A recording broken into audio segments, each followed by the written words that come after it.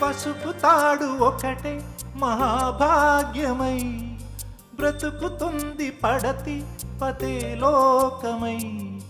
మగని మంచి కోసం పడే ఆర్తిలో సతిని మించగలరా మరే ఆప్తులు.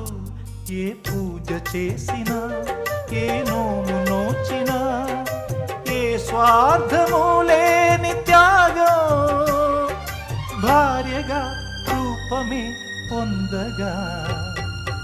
అపురూపమైనదమ్మ ఆడజన్మ, ఆ జన్మకు పరిపూర్ణత ఇల్లాలమ్మా.